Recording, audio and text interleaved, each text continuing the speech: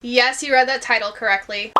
Hey guys, what's up? My name is Dom. Welcome back to my channel. If you're new to my channel, I typically make bookish content, movie content, and anything else in between because I like to do whatever I want on this channel, and tonight is going to be TV show content. Yes, for this video, we are going to tier rank every TV show I watched in the year 2021. 2022 is a blur. It went by too fast. I just totally lost the time to make this video last year.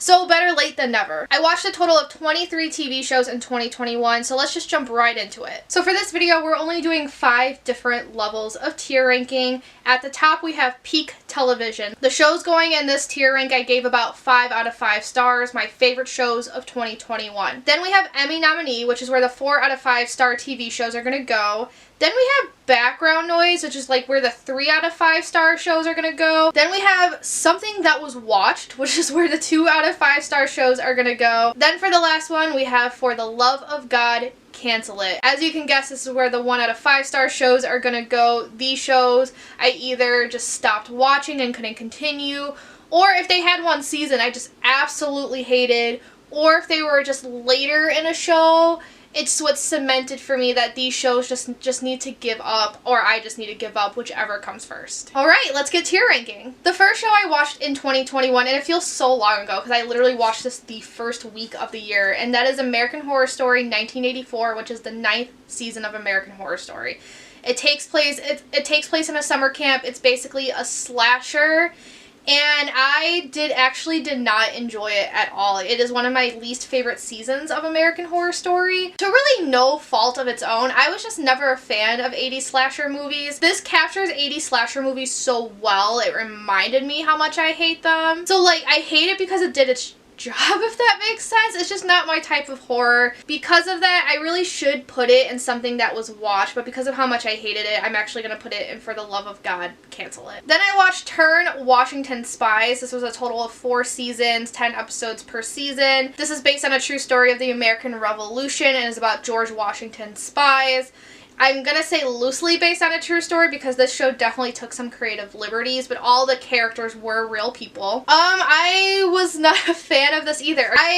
Oh my goodness, just so many stupid decisions were made, and I understand the showrunners or the show writers had to base it on what actually happened in real life. But I just got so frustrated with this show that, like, I personally, if I lived during this time and I had to work and meet these people, I would have pulled, I almost said a Benedict Cumberbatch, that's not his name. I would have pulled a Benedict Arnold, leave my people, leave the Patriots, and go join the enemy. I would have gone and joined the Redcoats if I ever had to work with these people, because that's how fucking frustrated I was getting. However, I did sit through it. I only watched it because my friends really wanted me to watch it. So I watched 40 episodes, which is a total of 40 hours, because those episodes were long. I will put it in something that was watched. Then I watched a documentary that was 4 episodes long, and that is what is it called? Crime Scene, about the Cecil Hotel, the whole Eliza Lamb thing.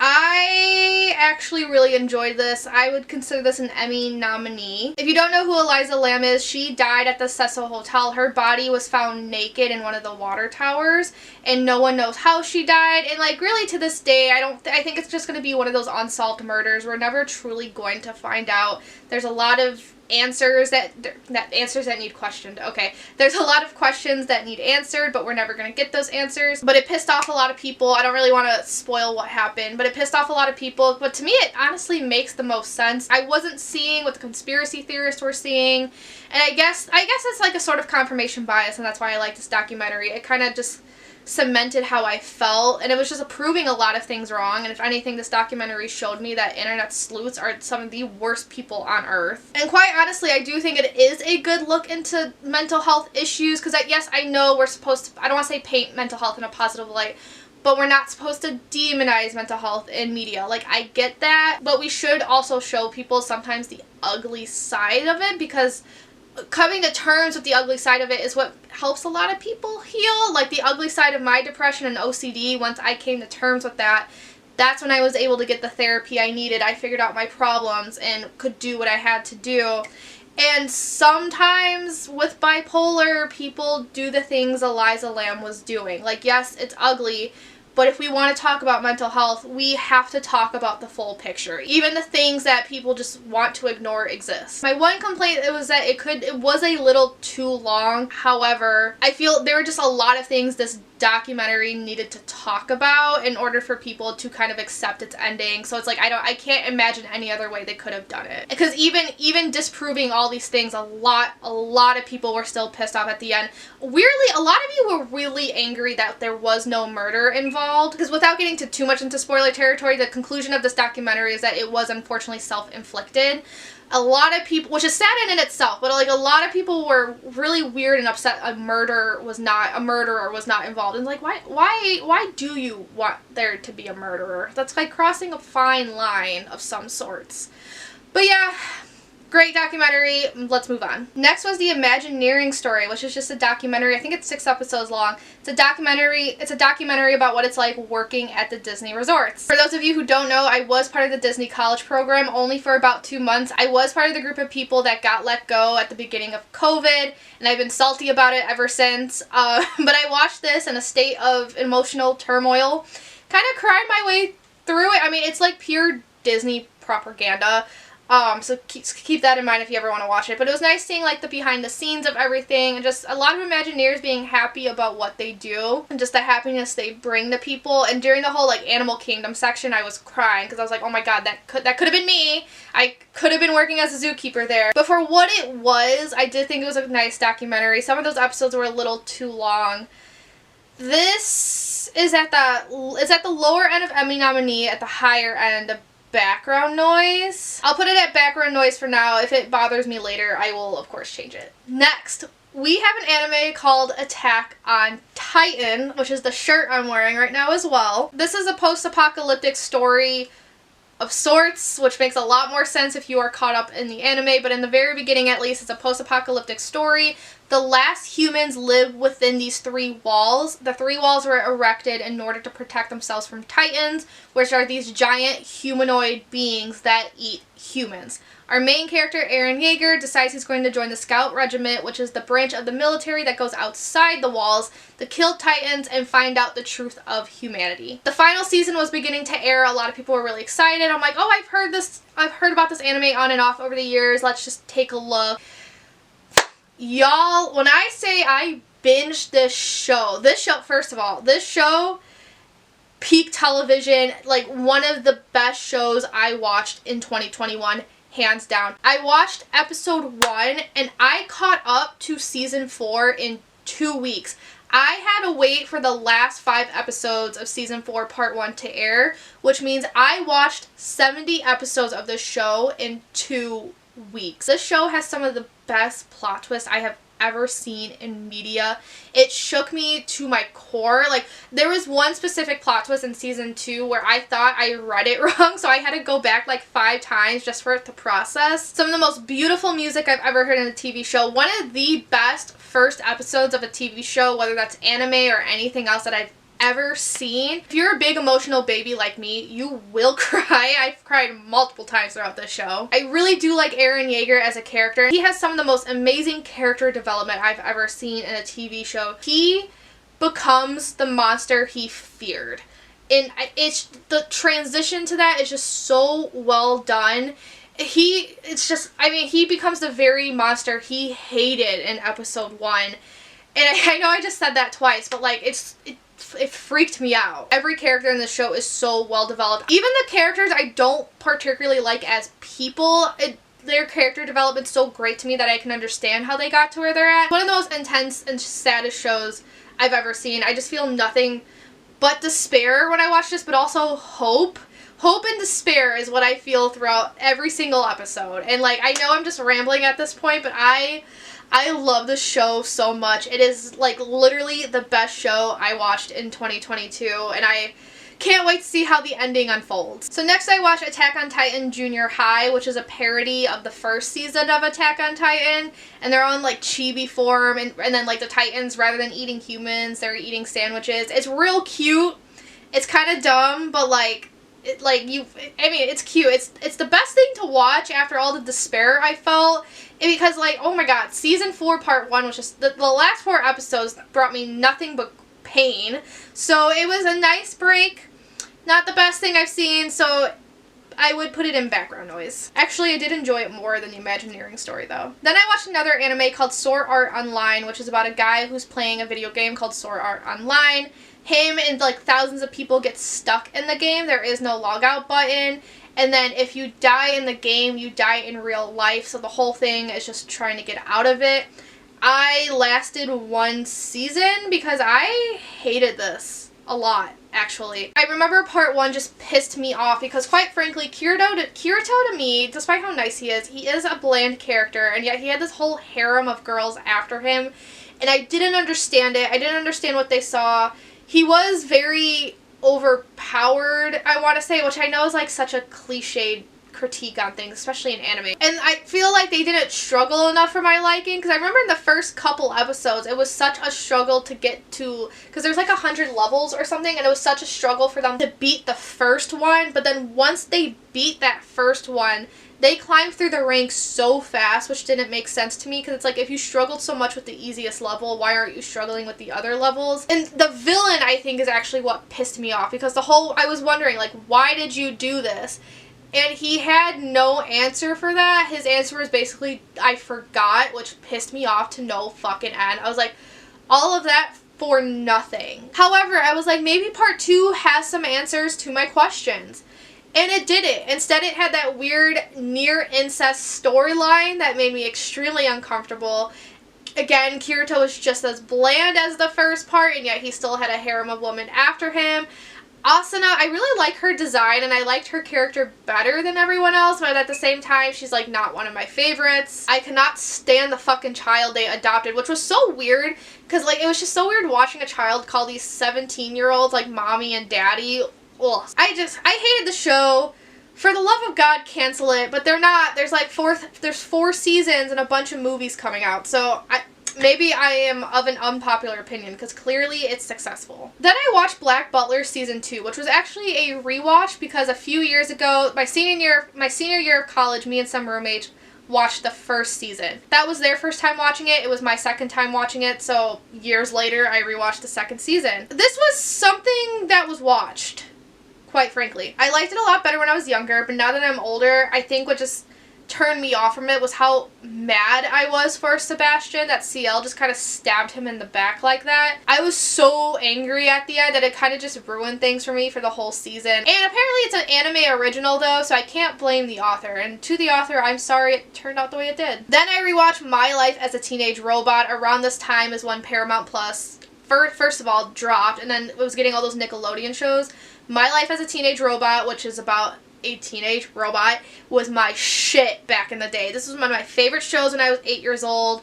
It had my first, like, cartoon crush. I was fucking obsessed with Brad back in the day. I also kind of just loved the old-timey cartoon style this TV show had. It was just a good, fun, nostalgic time. A lot of the humor actually still holds up. I wouldn't consider it an Emmy nominee by any means. I was mostly using it for background noise. This definitely has rewatchability. Then I watched another anime, 2021 and 2022. I was truly in my anime era. It's called Joran, the Princess of Blood, something like that. I actually don't remember, and I can't really tell you what the plot was because the plot was very convoluted. Let me look this up. Hold on. So as you can tell, I'm not going to put this in a good tier rank. The nation of Japan discovered the Dragon Vein, a unique energy source within its own borders that allowed Japan to dramatically increase its technological process through the Edo period. Despite this unexpected prosperity, the government is threatened by an insurgent group known as Kuchinawa, which hates the isolationist policies of Tokugawa and aims to overthrow the shogunate. In response, the Tokugawa government has created Nue, a secret police organization dedicated to rooting out Kuchinawa. Sawa Yukimura is orphaned after her family are murdered by Kuchinawa to obtain a quantity of their blue blood, which has the ability to transform humans into changelings, demonic beasts associated with animals. She unwillingly becomes an assassin for Nue in the hope of seeking revenge on her family's murderers. The trailer for the show looked gorgeous. The animation in the show is gorgeous, even as a human, and then when she turns into her changeling form, the art style goes from like typical anime to like this old style painting of sorts, and it's so cool. I'll try to insert a clip so you guys can see what I'm talking about. Unfortunately, the fabulous animation cannot save the plot of the show, so it's 12 episodes long, and I went into this not knowing it was going to have 3 different arcs. Each arc is 4 episodes long, so I was so confused by episode 4 because the story that we saw in the trailer was over, and I was like, what are the other 8 episodes for? But I remember the pacing feeling very jumpy and awkward just because they tried to fit so much of the world building in such a short amount of time. I truly don't think this should have been 12 episodes long. If anything, I think each arc should have been 12 episodes long, so like 3 seasons, each 12 episodes, just to develop more. And then I just didn't like the ending. I thought the ending really ruined this for me as well, because there were all these things that she fought for, and I felt like that was thrown away at the end. Like, once the ending came, I asked myself, what was the point of all that? Just such an interesting plot with beautiful animation that they threw away. I was so upset. However, there were like some redeeming qualities that made it something that was watched and not one of the worst things I've ever seen in my life. So there you have it. And it's mostly because the animation saved it. She looked gorgeous as a changeling. I said what I said. The next show I watched was Mindhunter, which was 2 seasons long. And this is loosely based on a true story because, again, I'm sure they took some creative liberties. Basically, during the early days of criminal psychology and then the creation of a certain unit of the FBI, basically like the unit of criminal minds. This show is like the beginnings of that. This was a great show. Emmy nominee. It's so scary because the whole thing is studying the mind of a criminal, just because one of our main characters says, how are we supposed to defeat a criminal, or how are we supposed to prevent any of these things from happening if we don't truly know how their mind works?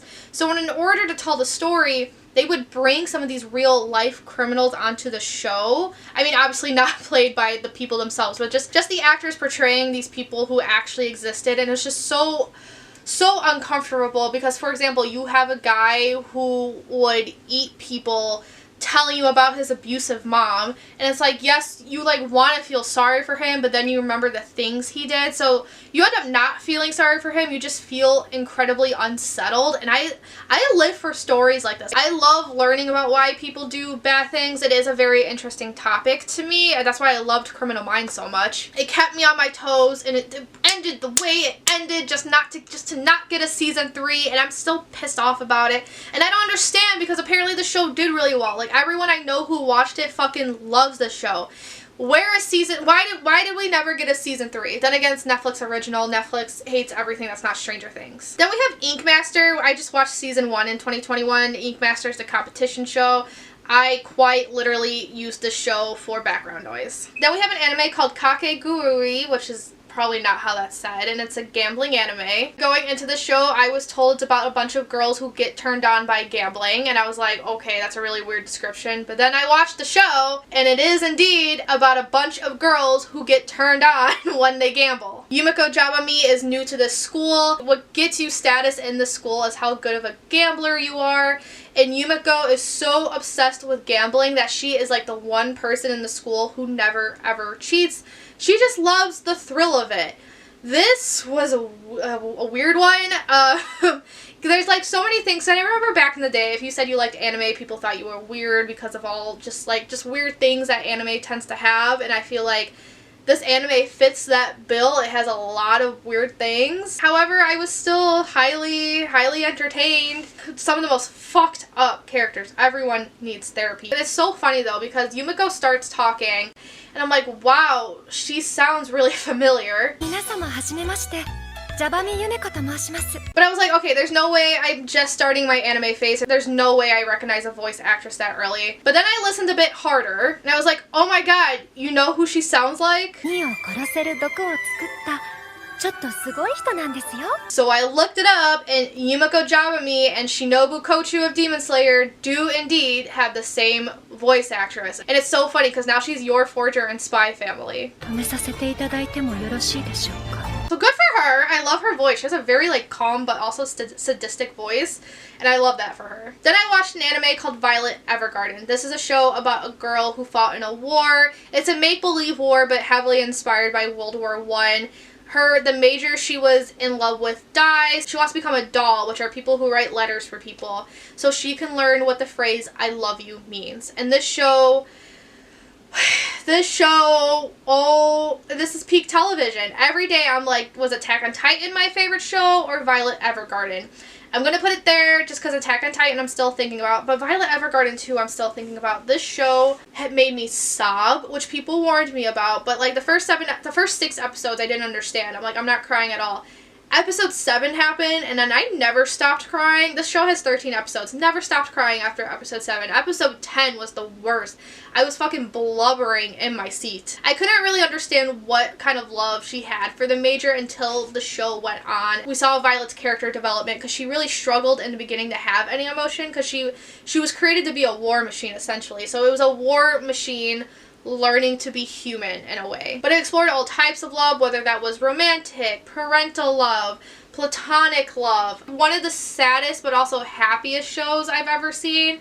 I cried because I was sad, but there were some scenes where I cried because of how happy I was and how much hope it gave me. And it was funny because just like Kakegurui, man, I'm listening to Violet Evergarden talk, right? Violet Evergarden です。 And I was like, you know who she sounds like? マフラーを巻いてくれてありがとう。 So I looked it up, and sure enough, Violet Evergarden and Mikasa Ackerman of Attack on Titan have the same voice actress. And she apparently won an award for Violet Evergarden. And she also stars in my top 2 shows of 2021, so she's making it in the world, unlike me, so good for you, girl. Then I watched American Horror Stories, which is from the creator of American Horror Story, but each episode, rather than each season, each episode has its own plot.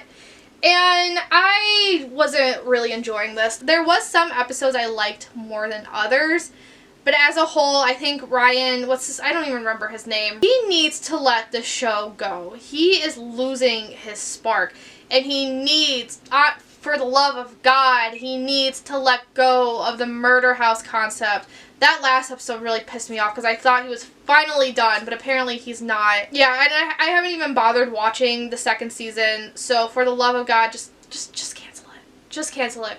We're over it. I watched another documentary, Turning Point, which is about 9/11. It delves into the day of 9/11 and then also how the government handled it in the aftermath of 9/11. This is a rough one. This could cause a lot of arguing in the comments that I don't really want to deal with. All I'm going to say is that after watching this, I truly believe that if there is a hell and if there's a heaven, if God exists, not a single U.S. president is seeing heaven. This documentary pissed me off because it was supposed to. So it did its job.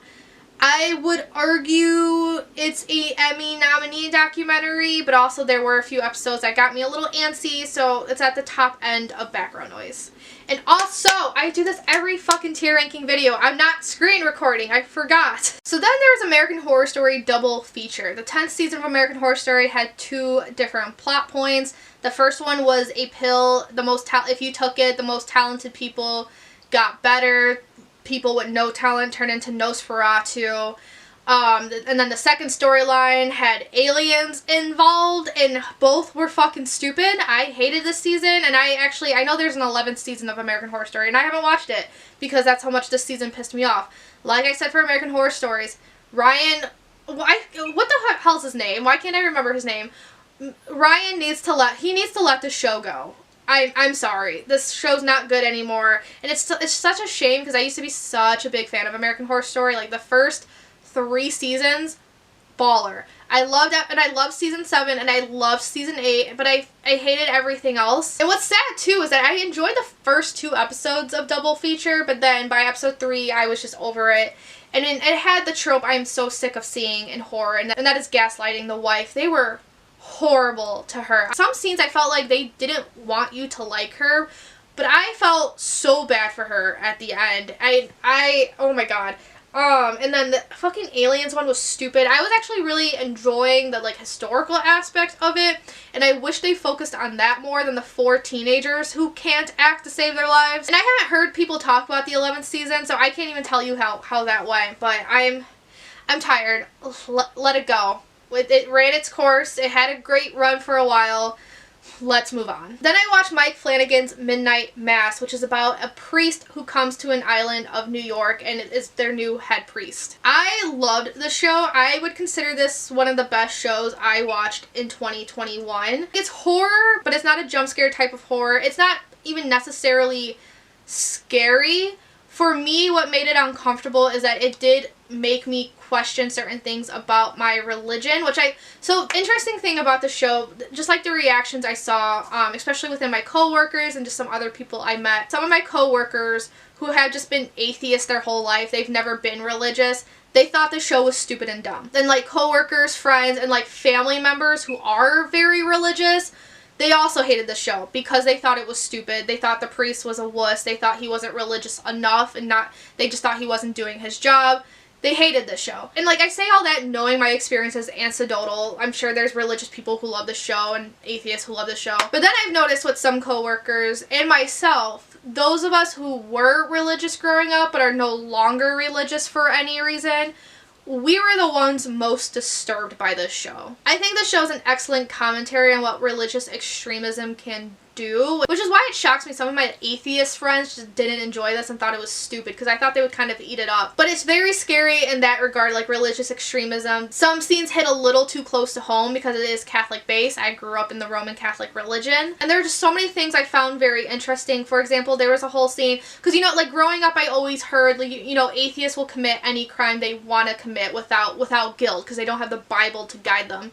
And there's a whole scene that I just found so fascinating, that you have two people in the room who've murdered someone. The priest has murdered people and our main character has murdered someone. The priest is obviously religious, the main character's an atheist, and yet it was the priest who felt no guilt, while the atheist, the guilt was like eating him alive throughout the whole show. So I thought that was a fascinating commentary. There's one scene at the end of episode 2 that I liked Mike Flanagan's twist on it. I feel like whenever I watch like a religious movie and you have someone in a wheelchair and the priest looks at her, the priest, preacher, whoever looks at her and says, "Stand up," the whole congregation is on the priest's side and it's like forcing her to stand. But in this show, I thought it was interesting that the congregation did not take the priest's side. They actually took the girl's side, which I've never really seen before in like a religious show, so that was pretty cool. And then the final line of the show hit real hard because the whole thing with like the bad blood. The show also showed me that sometimes good people do bad things, and I feel like that's what there's like the show can have a lot of morals in it, but I feel like that was one of the morals of the show. But if you're interested in religious commentary, I highly recommend the show, whether you're atheist, Christian, what have you. And also if you like vampires, I would watch this show. And that's all I'm going to say about that. Next we have Star Wars Visions, which every episode is its own thing. Anime studios in Japan made these episodes, and it's basically Star Wars and anime. It's an anthology series. I had a lot of fun with this. Emmy nominee. I was actually F from The Village Bride for Halloween that year. The music in that episode is gorgeous. I loved every single episode. One of them was a little whack to me, but I loved every single episode. I loved seeing all the artwork. My favorite being The Village Bride, and then The Ninth Jedi was a favorite, and the one with the twins, that was another favorite. Then I watched Squid Game, which like so did everyone else in 2021. This was one of the best shows. Would I put it before Midnight Mass? Yes, because of how emotional this show made me. This was one of the best shows I watched in 2021. If you don't know what that show's about, it's about a bunch of people who go into the Squid Game and they have to fight to get the final prize. It's an excellent commentary on capitalism and just showing the lengths people will go to get the money they want or need, because all of these people were in dire situations. That's why they stayed. And it kept me on my toes wondering who would and wouldn't survive. I sobbed during episode 6. Episode 6 is one of the saddest episodes of TV I've ever seen. Just for me to feel betrayed by the end of the season, I felt so betrayed at one point. And I feel like commentary in the show is interesting because there's one character we all hate. It's my belief that if we were all to enter a game like this where you are fighting to the death essentially, the majority of the people would be like him. You would do whatever you can to survive until the end. I mean, even our main character, we saw him lie at some point to get what he wanted. And it was the truly good characters that died, but they died because they're truly good people. Unfortunately, sometimes you do need to do bad actions to survive in a shithole like this. It was a very intense show. I don't know how I'm going to feel about a season 2 because I kind of wish they kept it like a limited series, but we'll see. I highly recommend watching it if you haven't seen it already. Then I watched an anime called Erase, which is about a guy named Satoru who can actually go back in time. Something happens to his mom which causes him to go back in time to when he was 12 years old and to save a girl from being murdered. This is also peak television. This is one of the best things I've seen in 2021. It's 12 episodes long and it kept me on my toes the whole time. I did kind of figure out who the murderer was the moment the character itself was introduced. But the way the show was written, that didn't matter to me. I was still excited, and I was excited to see how the characters would come to that conclusion as well. I loved every character in this. I cried at one point when the girl, I can't even remember her name, but when the girl cried, I cried. And you know what? I actually liked the ending. I know it's a little controversial because I was reading about it a lot, because it has to deal with ships, because of fucking course it does. A lot of people were mad that our main character didn't get with the person they thought he would get with. I actually thought it was somewhat poetic who she actually ended up being with, because their lives were supposed to be taken from them and instead they're together and creating a new life. Plus, like, Satoru never made it clear that he actually, like, loved her. They were just friends. But, like, for a show with such dark themes, it made me so happy at the end, and there were other scenes that made me happy as well. And I would consider this a beautiful story of friendship. But if you love thrillers, if you love time travel, this is the show for you. And it makes me angry. It makes you angry at some points. Her mom, ooh. If this mom was real, I'd fucking deck her the moment I meet her. The Promised Neverland. This is about a bunch of orphaned kids who live in this mansion with someone they call Mama. And then they find out she is not who they think she is. It is a fucked up show, and I only watched the first season because I heard the second season was garbage, so I didn't bother. It went in the direction I didn't expect it to. I wasn't expecting this anime to be like a sci-fi anime, but that's what it was. I didn't love it as much as a lot of people seem to. A lot of people say it's like peak fiction. The first few episodes were a little rough for me. It was a little hard for me to get into it, but I did find myself invested by the last few. The first season's only 12 episodes.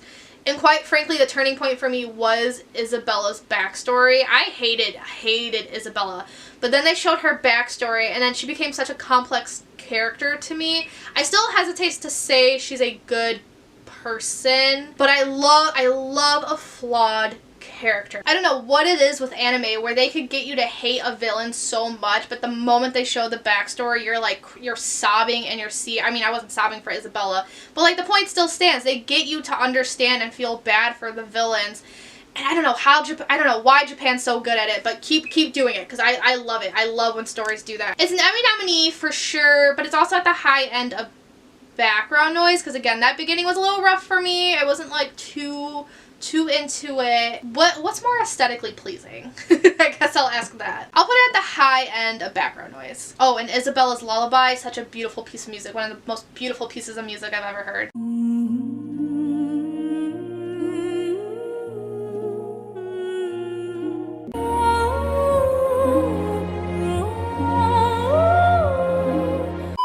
The last show I want to talk about is Demon Slayer. Entertainment District arc started in 2021, but I'm just going to talk about Demon Slayer Mugen Train. Straight up, I'm just going to put this in background noise, and not at the low end, but I love Demon Slayer, so I will put it here. If you don't know what Demon Slayer is about, it takes place in a universe where demons run amok and they eat humans. Our main character's sister gets turned into a demon, so he joins the Demon Slayer Corps to find clues on how to turn her back into a human. Mugen Train. So the whole reason I'm putting it in background noise is because I was confused, because they made a movie about it. So I watched Demon Slayer Mugen Train, the movie, in early 2021, and it made one of my top movies of the year. But then they serialized it as well prior to the Entertainment District arc. So I was just watching the movie all over again, just in different segments. So it was weird. There was an original episode, which was just about Rengoku. That was real cool. But again, I was just watching something I had already seen earlier in the year. So like, that's why I'm not going to put it at peak television. But it's also obviously not the worst thing I've ever seen, because I love the movie. So that's why it's not anywhere lower. Just gonna leave it in background noise. But there you have it. Here's a tier ranking of all 23 TV shows that I watched in 2021. So hopefully I've convinced you guys to watch some of these shows, especially my peak television shows. Watch Star Wars Visions, because Volume 2 actually comes out this year and I'm very excited. But let me know down below if you watched any of these shows. Let me know down below what TV shows you watched in 2021 if you remember. For the next video, we will be going over the shows I watched in 2022, so look out for that. If you like this video, give it a big thumbs up, comment, subscribe. Y'all know the drill. Without further ado, I'm gonna peace out and I'll see you guys later. Ciao a tutti.